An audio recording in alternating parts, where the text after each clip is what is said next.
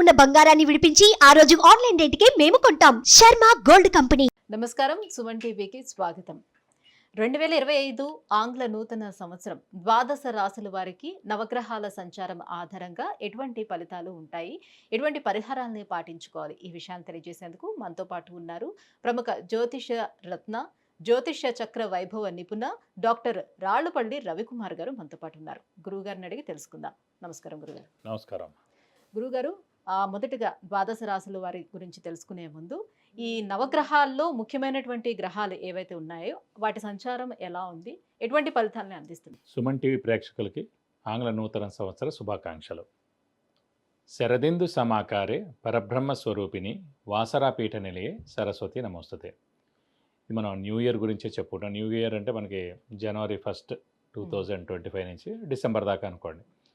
So ఇదేం ఉగాది ఫలితాలు కాదండి. సో ప్రేక్షకులు మీరు కూడా తెలుసుకోండి, ఎందుకంటే మనకి ఉగాది వచ్చేది ఇంకా చాలా టైం ఉంది, మనకి ఏప్రిల్ నుంచి అనుకోండి. సో ఉగాది ఫలితాలు మళ్ళీ మనం చెప్పుకుందాం. ఇందాక చాలామంది ప్రేక్షకుల కోరికపై న్యూ ఇయర్గా ఎలా ఉంటుంది ఈ ఏడాది అంతా అనేది చెప్పుకుందాం. మనకి మెయిన్ 4 గ్రహాలండి. ఒకటి గురువు, ఒకటి శని, ఒకటి రాహు, ఒకటి కేతు. మిగతా 5 కూడా గ్రహాలే. చంద్రుడు అనుకోండి ప్రతిరోజు ఒక నక్షత్రం నుంచి ఇంకో నక్షత్రం మారిపోతాడు. సో ప్రతిరోజు మనం చెప్పుకోలేం జాతకం అనేది. సో ఒక రోజు ప్రతిరోజు నడుస్తున్నందుకు ఈ చంద్రుడు మనం ప్రతిరోజు ఒక పాయింట్ ఏం చెప్పలేం, కొత్తగా పాయింట్ వెంటనే ఇప్పుడు జాబ్ వస్తుంది, వెంటనే పెళ్ళి అవుతుంది, సంతానం కలుగుతుంది, ఇవన్నీ ఒక రోజులో జరిగేవి కాదు. సో అలాగే మనం బుధుడు తీసుకున్న 20 రోజులకి ఒక రాశి నుంచి ఒక రాశి మారుతాడు. అలాగే శుక్రుడు తీసుకుంటే 20 రోజుల నుంచి ఇంకో రాశిలోకి మారుతాడు. కుజుడు తీసుకుంటే 45 రోజులు. అలాగే మనం ముఖ్యంగా శుక్రుడు తీసుకుంటే 20 రోజులు. సో రవి ఒక్కటి నెల రోజులు, కుజుడు 45 రోజులు.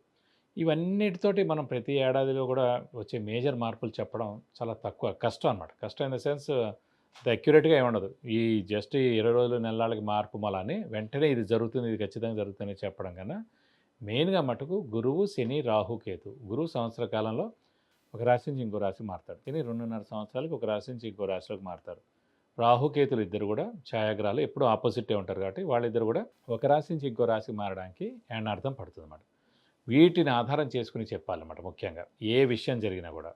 కాబట్టి ముఖ్యంగా గురువు వచ్చేసి మనకి 15 మే 2025 నుంచి మనకి ముఖ్యంగా మిథున రాశిలోకి ప్రవేశిస్తున్నాడు. అలాగే శని 30 మార్చ్ 2025 నుంచి మీనరాశిలోకి ప్రవేశిస్తున్నాడు. ఇక రాహుకేతు ఇద్దరు కూడా సేమ్ డేట్ 18 మే 2025 నుంచి మనకి రాహు కుంభరాశిలోకి వస్తాడు. అలాగే కేతు సేమ్ 18 మే 2025 నుంచి సింహరాశిలోకి కేతు వస్తాడు. ముఖ్యంగా మొన్న కూడా చెప్పుకున్నాం మనం, అక్టోబర్ 20 తారీఖు నుంచి కుజుడు నీచలో ఉన్నాడండి. సో ఈ కుజుడు నీచత్వం 21 జనవరి 2025 వరకు ఉంది. అంటే ఈ జనవరి 2025 21 తారీఖు దాకా ఉంది. మళ్ళీ ఇంకొకసారి 3 ఏప్రిల్ 2025 నుంచి 5 జూన్ 2025 వరకు కుజుడు నీచలో ఉంటాడు. సాధారణంగా ఈ కుజుడు మెయిన్గా న్యాచురల్ కెలామిటీస్ కారకుడు, అంటే ఎర్త్క్వేక్. లాస్ట్ టైం మనం ఎందుకో చెప్పుకోలేకపోయాం, ఈ న్యాచురల్ కెలామిటీస్ అనే వర్డ్ వాడడం కానీ చెప్పుకోలేకపోయాం. సో ఎర్త్క్వేక్ కానివ్వండి, మేజర్గా తుఫాన్లు కానివ్వండి, పంచభూతాలు ఏవైతే సృష్టిస్తాయో నీరు ద్వారా కానివ్వండి, భూమి ద్వారా కానివ్వండి, లేకపోతే ఫైర్ అగ్ని ద్వారా కానివ్వండి, సో ఇలాంటి ఈ పంచభూతాల సాక్షిగా ఏదైనా ప్రళయం సంభవించేందుకు అవకాశం ఉన్నాయి. ఇది కాకుండా కుజుడు మెయిన్గా కారకుడు ఎలక్ట్రికల్ అనుకున్నాం, ఫైర్ ఏదైనా అంటుకోవడం కానీ, సెక్యూరిటీ కూడా కుజుడే అండి. అలాగే సెక్యూరిటీ ల్యాబ్స్ అవ్వడం కానీ, షార్ట్ సర్క్యూట్ అవ్వడం కానివ్వండి, మెయిన్గా వెహికల్ యాక్సిడెంట్స్, అలాగే ఫ్యాక్టరీలో పనిచేసే వాళ్ళు వర్కర్స్ ఉంటారు, ఇండస్ట్రీలో పనిచేసే వర్కర్స్ ఉంటారు, అక్కడ ఏమైనా పేరడం కానీ లేదంటే అంటుపోవడం కానీ, ఇదే కాకుండా ఈ ఎన్కౌంటర్స్ ఇవన్నీ కూడా జరుగుతుంటాయి. ఇలాంటి చోట్ల కూడా అనవసరంగా మన పోలీసులు కూడా కొంతమంది చనిపోవడం జరుగుతుంది, అలాగే ఆర్మీ వాళ్ళు కూడా కొంతమంది చనిపోవడం జరుగుతుంది. కాబట్టి మనకి జూన్ 5వ తారీఖు దాకా ఇలాంటివన్నీ ఉన్నాయండి. ఏప్రిల్ నుంచి జూన్, ఏప్రిల్ ముఖ్యంగా ఏంటంటే జనవరి 21వ తారీఖు దాకా ఉంది. ఆల్రెడీ మనకి 21 అక్టోబర్ నుంచి స్టార్ట్ అయింది 2024 నుంచి జనవరి 21, 2025 వరకు ఉంది. ఇది కాకుండా 3 ఏప్రిల్ 2025 నుంచి 5 జూన్ 2025 వరకు కూడా కుజుడు నీచలో ఉంటాడు. మళ్ళీ ఇది దాటిపోతే ఇంకా ఎలాంటి ఇబ్బందులు ఉండమాట. ఇవ్వండి ముఖ్యంగా మెయిన్గా రాహు, కేతు, గురు, శని మనకి ఎక్కడెక్కడ సంచరిస్తారో మెయిన్గా ఈ 2020 సంవత్సరంలో ఇలా ఉంటుంది. గురుగారు, 2025 ఆంగ్ల సంవత్సరం సింహరాశి వారికి ఏ గ్రహాలు అనుకూలంగా ఉన్నాయి, సో ఎటువంటి ఫలితాలను అందిస్తున్నాయి నవగ్రహాలు? తప్పకుండా అమ్మా. సింహరాశి అనగానే మనకి మఖ 1, 2, 3, 4 పాదాలు, పుబ్బ 1, 2, 3, 4 పాదాలు, ఉత్తర 1వ పాదం, ఈ నక్షత్రాల సమూహం అంతా మనకి సింహరాశిలోకి వచ్చింది. వీరికి ముఖ్యంగా గురుబలం పరిపూర్ణంగా ఉంది. ఈ 15th మే నుంచి లాభస్థానంలో గురువు వస్తున్నాడు. సో సంవత్సర కాలం అల్టిమేట్గా ఉంటుంది.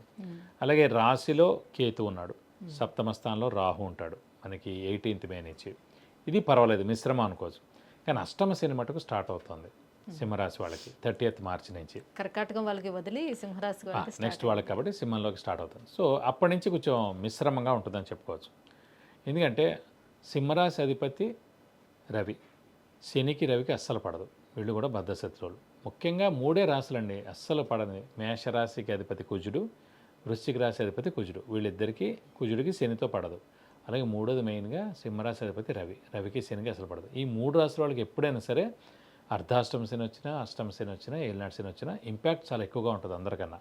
సో వీళ్ళు జాగ్రత్తగా శని రిలేటెడ్ రెమెడీస్ అన్ని బాగా చేసుకోవాలి, చేసుకుంటే అంత ఉధృతి ఉండదన్నమాట. సో కానీ గురుబలం ఉండడం చేత 70% కవర్ అయిపోతుంది అష్టమ శని నడిచినా కూడా.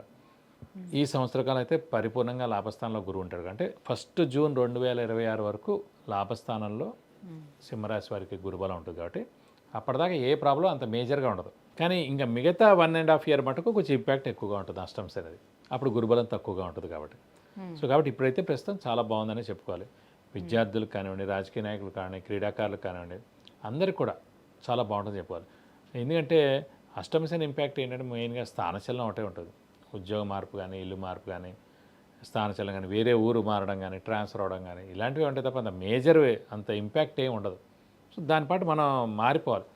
ఉద్యోగం మార్పు వచ్చింది, అమ్మ ఇక్కడే ఉండాలి, ఫ్యామిలీతోనే ఉండాలి అనుకోకూడదు. మీరు మారలేదంటే ఇంపాక్ట్ చాలా ఎక్కువగా ఉంటుంది. ఎందుకంటే అసలు మనకి రవికి శనికి అసలు పడదు కాబట్టి అక్కడ ఏదో ప్రాబ్లమ్ సృష్టించినట్టు, ఏదో నెపం మన మీద వేసినట్టు, ఏదో అపనింద మన మీద పడుతుంది, అలాంటివన్నీ జరుగుతాయి అన్నమాట.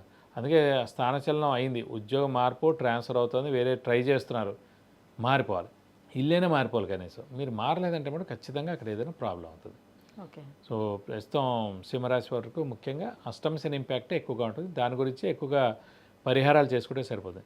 మిగతావన్నీ కూడా ఇప్పుడు విద్యార్థులు చాలా బాగుంటుంది, ఉద్యోగస్తులు చాలా బాగుంటుంది, వ్యాపారస్తులు కూడా పట్టిందలా బంగారం అని చెప్పొచ్చు. ఎందుకంటే మెయిన్గా లాభంలో గురువు ఉన్నాడు కాబట్టి గురుబలం చాలా బాగుంది. గురువు ధనానికి కూడా కారకుడు కాబట్టి ఖచ్చితంగా వ్యాపారస్తులకు ఎక్స్పాన్షన్గా వెళ్ళచ్చు, లేదంటే ఉన్నదే చాలా బాగా చేసుకోవచ్చు, క్రెడిట్ ఇవ్వచ్చు. సో గురుబలం బాగుంది కాబట్టి ఇక సంతానము అలాగే వివాహాల గురించి ప్రయత్నాలు అనేది చేయొచ్చు అంటారు. ఎందుకంటే శుభకార్యాలు అన్నీ కూడా అండి, ముఖ్యంగా వివాహం కానివ్వండి, లేదంటే సంతానం కానివ్వండి, లేదంటే గృహం కానివ్వండి, లేదా వెహికల్ కొనడం కానివ్వండి, ఇలాంటివి ఏవైనా సరే ఎన్ని శుభాలు ఏవైనా కూడా ఖచ్చితంగా మానవ ప్రయత్నం, హార్డ్ వర్క్ మనది ఖచ్చితంగా ఉండాలి.